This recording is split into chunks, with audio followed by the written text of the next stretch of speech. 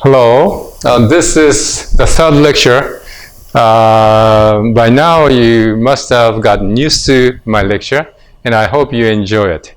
Okay, today I'm going to talk about the introduction number 3 actually, and motion of robots. Well, as you know that the robot has to move, otherwise it is not a robot at all, right? It is just a figure. So therefore, robot is moving, meaning that speed is not equal to 0. Sorry. Speed is not 0. So that means we have to have a tool to deal with speed, okay? So what is a speed? Let's look at 2 examples. The first one is the speed of a 100-meter sprinter, okay? And he is very fast that he finished in 10 seconds. I wish I can do that. So 100 meters divided by 10 is 10 meters per second. And that's an average, that is called the average speed because that's within 10 seconds. Okay.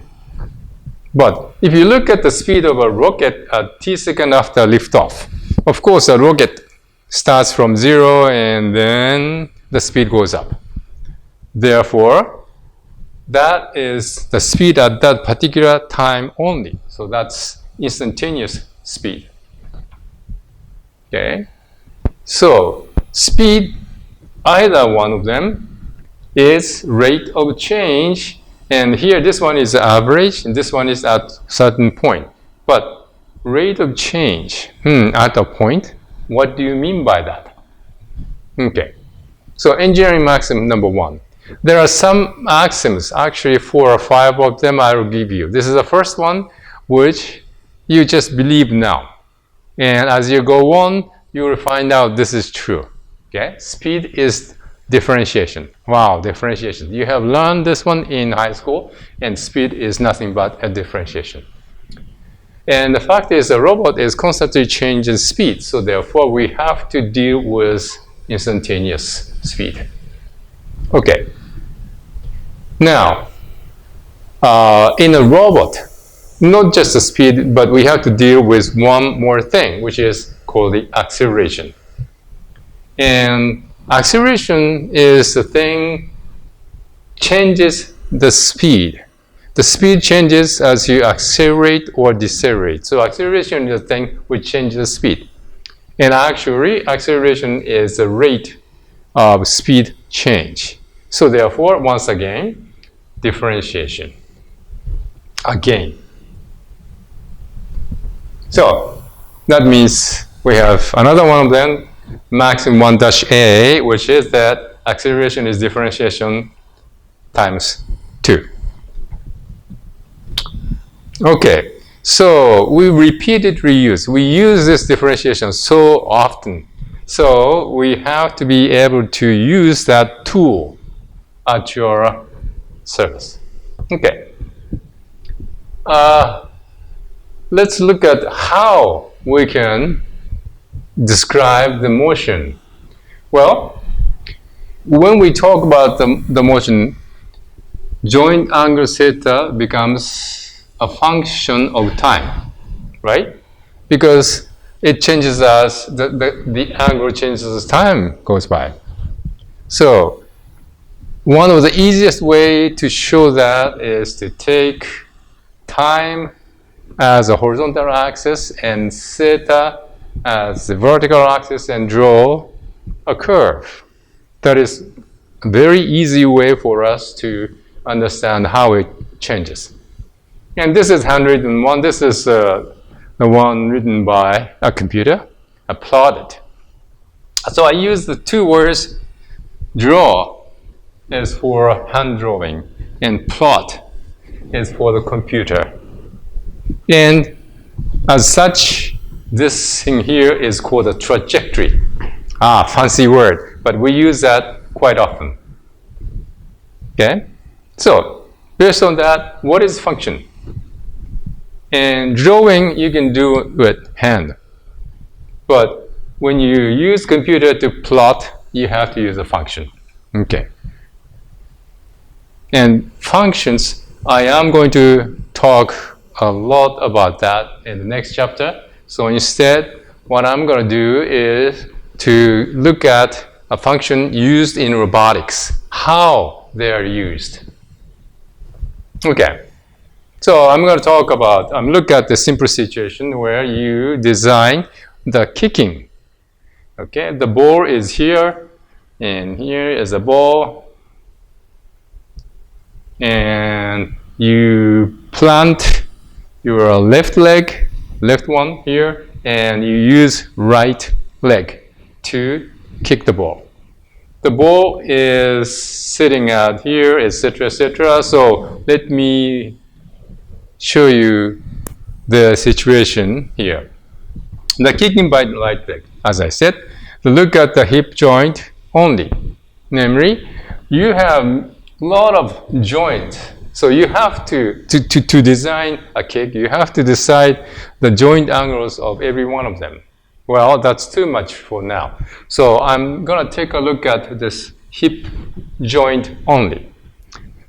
So this is the start. Angle, joint angle theta. We define counterclockwise from the extension of body link, this one here. So that's 0 degrees. We decide, or we just decide that is 0.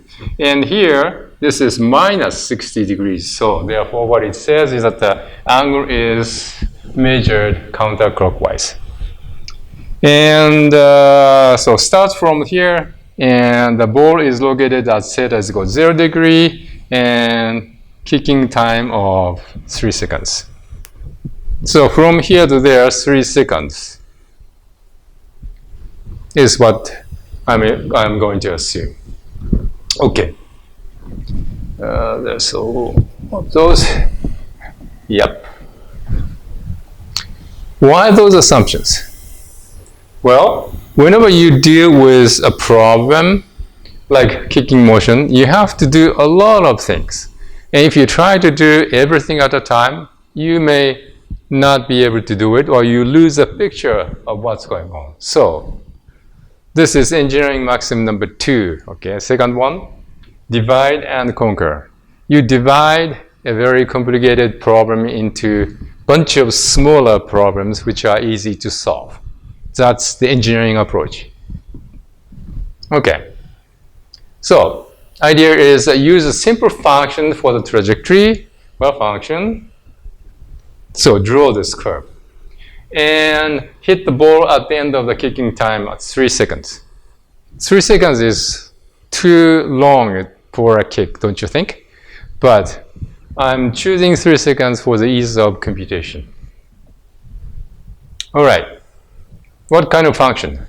Probably this function you have seen at, well, junior high school, probably. Second order polynomial here, at squared plus bt plus c. So it looks like this one here. Okay? So initial condition is that at time t is equal to 0 minus 60 degrees, and final condition is theta is equal to 0 at 3 seconds. Okay. So our task is to find those parameters, A, B, and C. All right. So let's use those conditions. First one, initial condition, and put 0 into it, then C is equal to minus 60 here. So now you found C, go on. The final condition, of course. Put 3 into it, this one is equal to 0, so therefore A is equal to 0. So A, we can substitute this one here. But, of course, B is not being found yet. So this is not complete. But we have used the conditions. All right. So what we can do? Well, we have to come up with one more condition or one more equation to find B. Okay. Let's look at the kick a little bit more carefully. when you try to kick a ball, the first thing you will do is to swing your kicking leg towards your back, right? So this direction. And then start kicking forward, like this one here. And between the backward motion and forward motion, there should be a time when the speed becomes 0, like this one here. Backward, forward, there must be a point where the speed becomes 0. So let's assume that the starting time of the kicking, the speed is equal to 0. So this is the condition. Well, this is a notation probably you have not seen, so I will explain that in a minute. So using that, you have a differentiation here. Well, differentiation of that is equal to that. I hope you have learned that in high school. I'm going to explain that a bit more. And putting t is equal to 0, you get this, etc., and b is equal to 0. Wow. So theta of t is given by that. Okay. So let me talk a little bit about those kind of things, like high school mathematics. You must have seen this here, differentiating this. You haven't? You have forgotten? Okay. Just believe me. All right. So this notation, probably this is the first time you have seen. That is a very nice, handy notation, useful. This is evaluation. So it says f of t, where t is equal to 0, is substituted. So f of t is evaluated at t is equal to 0 is what it says. So instead of saying all of those, you can just write down this. It's handy. Okay? So this is example. If you have AT squared plus BT and on the vertical bar t is equal to 3, you substitute t is equal to 3 and you get this one here. Okay. Another thing.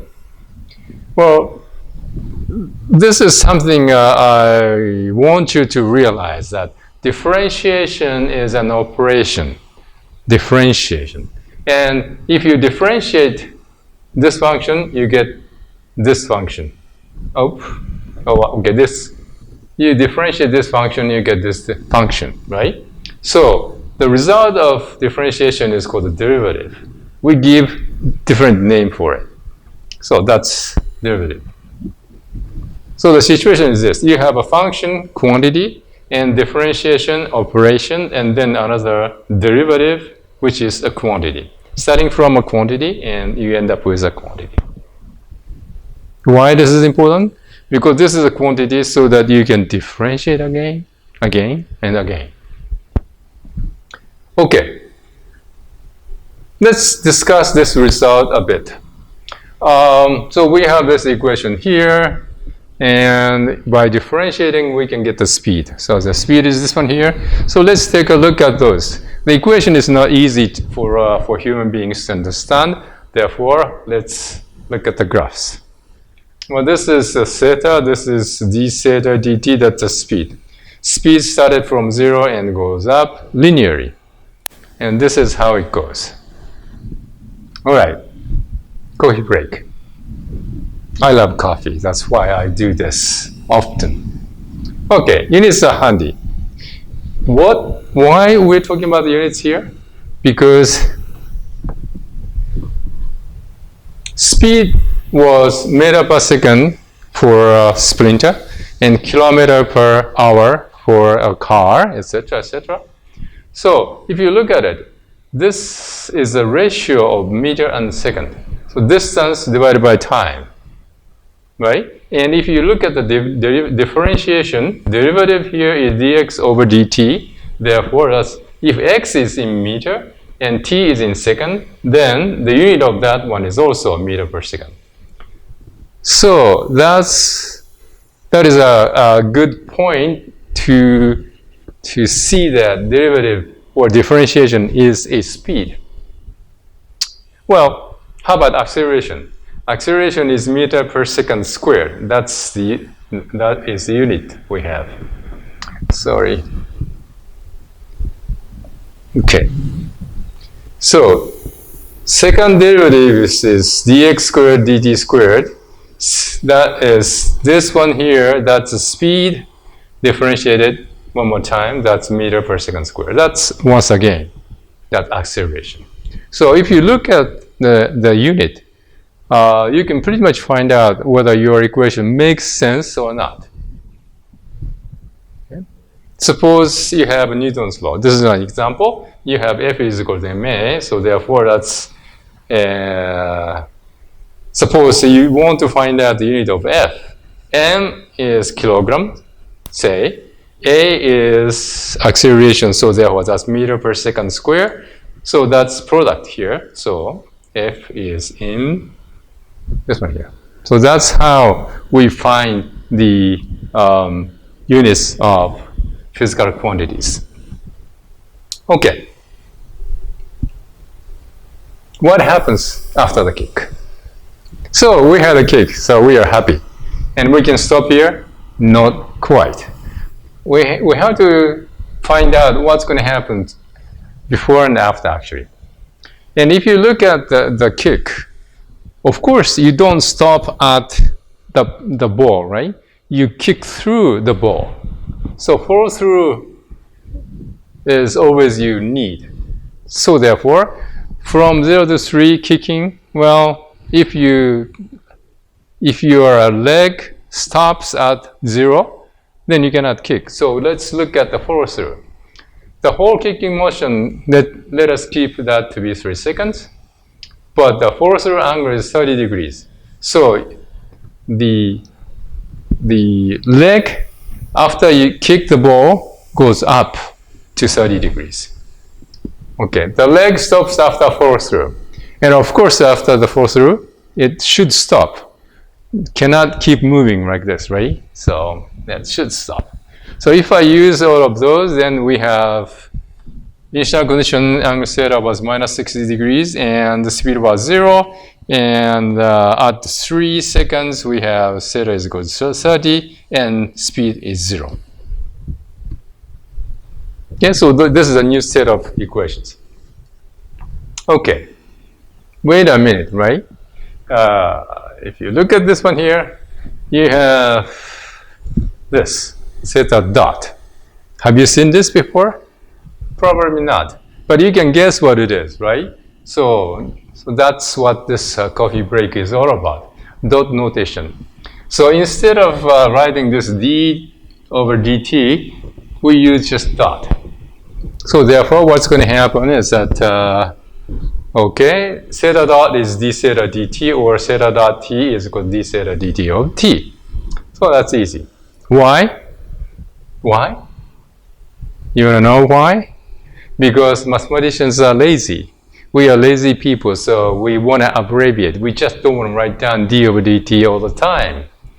Besides, it's very useful because it can be used repeatedly, like double dot is the second derivative, triple dot is third derivative.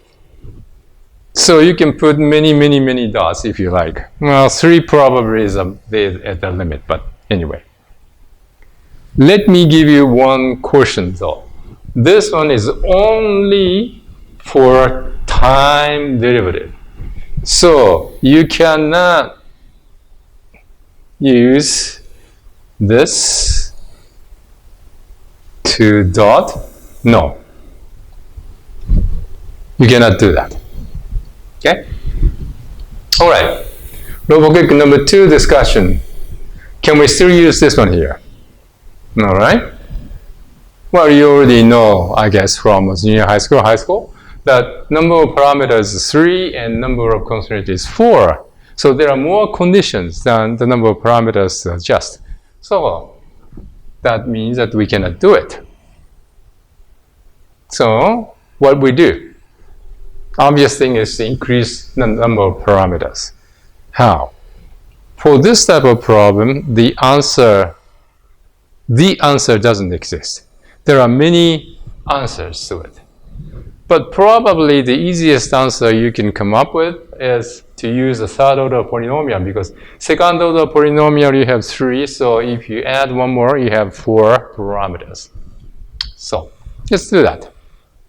And for those 4 conditions, if you use this one here, you come up with, okay, those 4 equations.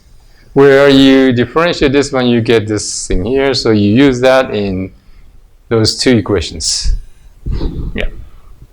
Now, 4 parameters, 4 equations, so you can solve. Whatever the method you use, you can come up with those numbers. So you have this. And if you differentiate this one here, you come up with this one here. Once again, equations are nice, but it's easier for us to understand what's going on by looking at the diagrams and the pictures. So theta is this, and that is the speed. Very nice curve, right? Smooth curve and that. Okay. From this graph, one of the interesting things is that you can find when the ball was actually kicked. The ball was sitting at 0 degrees, right? So therefore, if you look at the 0 degrees, that's about 1.8 seconds. So a ball was kicked at that particular point, 1.8 seconds. Okay. All right. Let's do a little bit more because we know that the dot is for the time differentiation, and that's the speed. And if you differentiate one more time, you get the acceleration. So let's try that. Okay, and differentiate it one more time. That's what you get. And once again, plot it. It looks like this one here. So from this, what can you tell? What can you tell?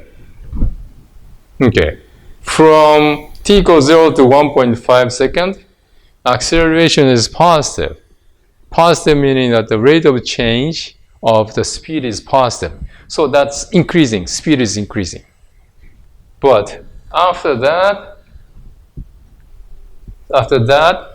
theta w is negative, meaning the rate of change is negative. So this is decreasing, right? So by looking at plus and minus, you can see whether this one is increasing or decreasing. And of course, the speed is always greater than 0. So therefore, theta is always increasing. Okay, those are the type of things you can find out from this one here. Well, that's really great. You know, everything is right, except one point. Theta dot t is changing all the time. Changing all the time. So what's wrong with that? Well, this is okay mathematically, but is it okay with the motion? Actual robot motion, especially for the motor. And there is a better way, actually. All right? Next lecture. I will talk about that in the next lecture. Thank you.